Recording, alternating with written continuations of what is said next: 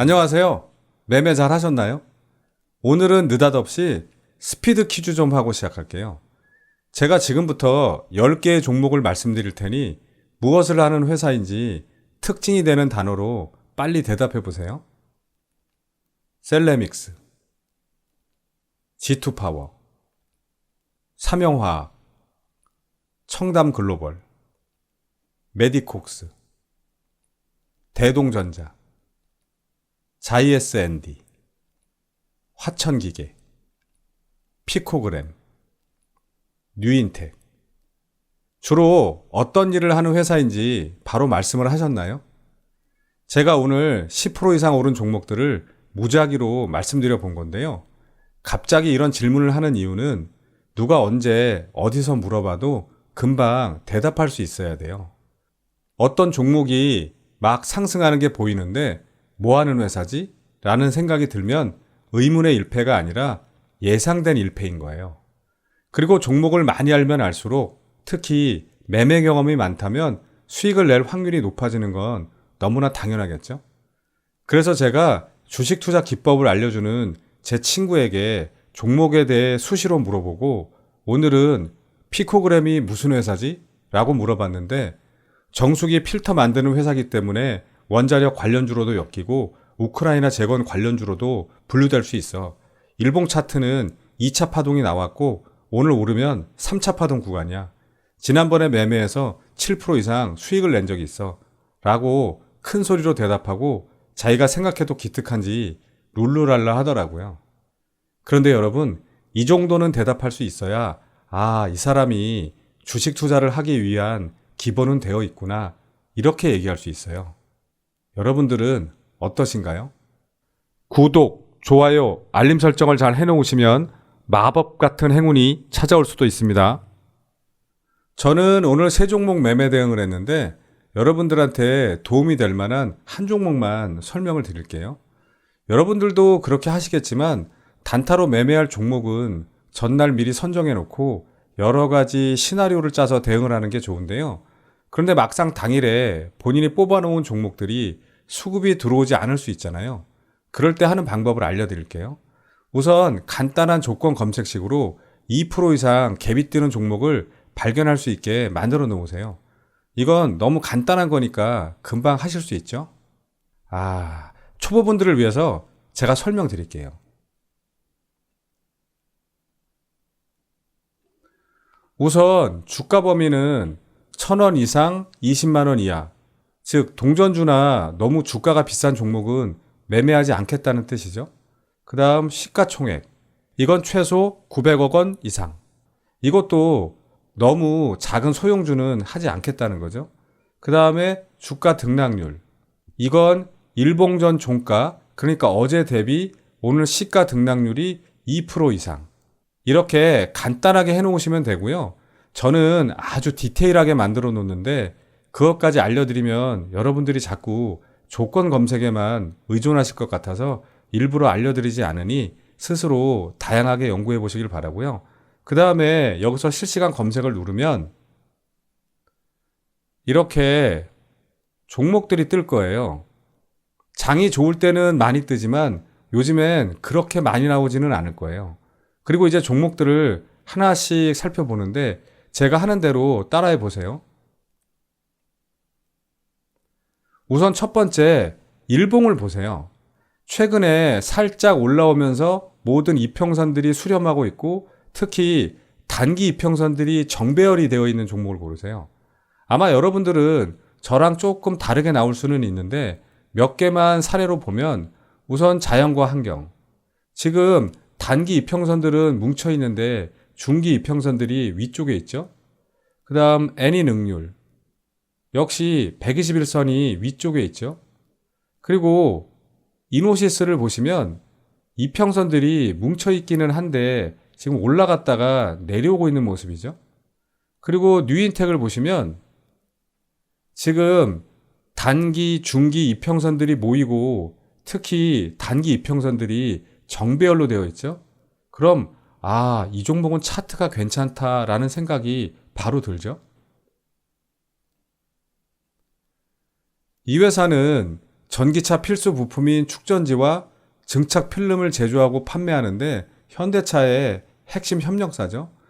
오늘 폭스바겐 그룹과 BMW 등 유럽 완성차 업체가 뉴인텍의 군산 공장을 방문 예정이라는 소식에 상한가에 갔는데요. 전기차 시장이 커지면서 커패시터, 즉 축전지의 중요성이 커진 데다 세계적으로 800V급 축전지를 양산할 수 있는 기업은 뉴인텍을 비롯해서 두세 개밖에 없다고 하니 앞으로 수요가 늘어날 가능성이 높겠죠. 자, 이렇게 뉴인텍을 선정했다면 그 다음 두 번째, 전고점들을 확인하세요. 대개 바로 보이죠? 이 종목은 이날 고가가 3,515원, 거래대금은 230억. 조금 더 멀리 간다면 이날 고가가 4,045원, 거래대금은 310억. 그리고 앞에 이런 봉들을 자꾸 매물대라고 보고 여기를 돌파할 때 매매하는 습관을 가지면 계좌가 박살날 수 있다고 제가 여러 번 말씀드리죠. 그리고 저는 저점에서 매수해서 이런 데를 오히려 매도 타점으로 보는데 반대로 이런 데를 매수 타점이라고 생각하고 들어가는 분이 있으면 어떤 결과가 나올지 예상이 되시죠? 그 다음 세 번째, 이제 분봉을 보면서 올라갈 때 추격 매수하지 말고 느긋하게 휴게소 자리를 기다리세요. 물론 시간에 여유가 있다면 재무제표도 한번 보고 관련 뉴스도 검색해보면 더 좋죠. 그리고 계속 지켜보다가 더 안 빠진다고 판단이 되면 이 이평선들이 뭉쳐지는 휴게소에서 매수하는 거예요. 물론 밑으로 빠져서 아침에 시가를 깨고 내려가면 빨리 손절을 해야 되고요. 만약 상승하면 본인의 욕심과 배짱만큼 분할 매도를 해나가는 거예요. 여기까지 쉽게 이해가 되시죠? 제가 오늘 뉴인텍이라는 종목을 이 방법대로 매매해서 수익을 냈고요. 실제 매매 내역을 보시면 아침에 2.97% 갭을 띄우고 좋은 뉴스로 10% 넘게 상승시켜서 VI까지 걸렸다가 쭉 내려왔어요. 그럼 느긋하게 차트를 따로 열어놓고 보면서 기다리는 거예요. 그런데 좀 오랜 시간 지지부진하더라고요. 하지만 여기서 더 빠지지는 않길래 여기서 3,000주를 매수했고요. 3,000원대 주식이니까 돈으로는 얼마 안 되죠. 그리고 제가 여러 번 말씀드렸지만 저는 요즘 집중하기 어려운 건강 상태라 소확행이 목표라서 단타는 소액으로 하고 있고요.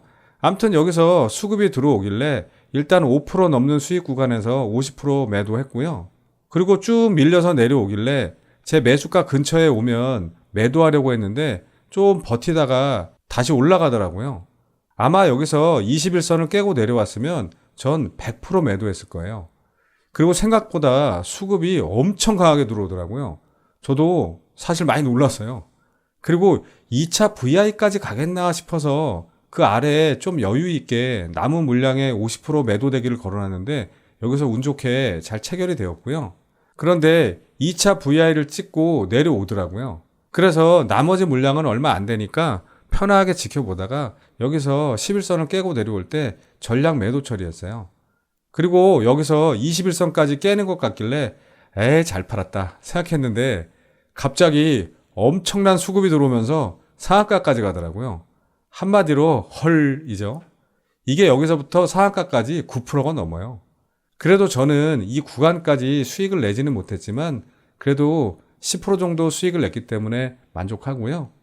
그 다음 오늘 시장 특징주 좀 보겠습니다.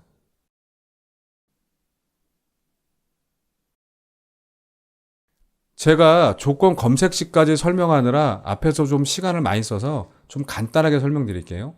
먼저 셀레믹스인데요. NGS 기반의 다양한 분석 기술을 보유하고 있는 바이오 기업으로 코로나 바이러스 유전체를 분석하는 소프트웨어를 개발했죠. 그런데 오늘은 특별한 뉴스나 공시 없이 상한가에 갔는데요. 아무래도 코로나 신규 환자가 10만 명을 넘어서고 정부가 자율적 거리두기를 발표하면서 코로나 재확산에 대한 우려 때문인 걸로 보이는데요. 그런데 주봉을 보시면 2020년 8월에 상장한 이후 초기에는 조금 이렇게 인기가 있었는데 이후에 쭉 흘러내렸죠. 다시 일봉을 보시면 최근에도 거래량 없이 쭉 흘러내리다가 오랜만에 돌려세웠는데요. 거래대금은 81억 정도니까 좀 약했죠. 그리고 분봉을 보시면 장 시작하고 10분 만에 상한가에 보냈어요. 이 정도 속도면은 아마 치타도 쫓아가기 어려웠을 거라는 생각이 드네요. 상한가까지 주가를 로켓 배송했죠. 그리고 다른 종목도 간단하게 말씀드릴게요. 최근에 잘 나가던 원전 관련주 G2파워, 그 다음에 신약개발과 원료 의약품 사업을 하는 바이오 기업 엔지캠 생명과학, 그 다음에 인공지능 빅데이터 기술로 다양한 미디어 콘텐츠를 제공하는 비플라이 소프트도 모두 무상증자를 한다는 이유로 오늘 상한가에 갔는데요. 최근에 무상증자를 했었던 노터스, 공구음원, 실리콘2, 모아데이터 같은 회사들이 어떻게 움직였는지 잘 보셨죠? 각별히 조심하면서 지켜보시기 바라고요. 그 다음 우리 시장 좀 잠깐 보겠습니다. 국제통화기금 IMF의 세계적인 경기 침체 경고에 뉴욕 3대 증시가 하락했는데 우리 시장은 나름 선방했죠. 코스피는 하루 종일 오르락 내리락을 반복하다가 2415포인트로 마감했고, 코스닥은 귀여운 양봉을 보여주면서 795포인트로 다행히 5일선 안착에 성공했죠. 여러분은 솔직히 하루에 차트나 주식과 관계된 공부를 얼마나 하세요? JP 모건의 제이미 다이먼 회장은 매일 자신에게 주어진 시간의 50%를 독서와 자기 일과 관계된 학습을 하는 데 쓴다고 해요. 전 세계 주식시장을 좌지우지하는 그런 세계적인 금융 전문가도 틈만 나면 공부하는데 종목 하나 제대로 알지 못하면서 주식 투자로 수익을 내려고 한다면 전 좀 양심이 없는 사람이라고 생각해요. 물론 제 채널 구독자분들 중에 그런 분은 없을 거예요. 절대 없을 겁니다. 약간 의심스러운 분들이 있지만 그렇게 믿고 오늘은 여기까지 하겠습니다. 감사합니다.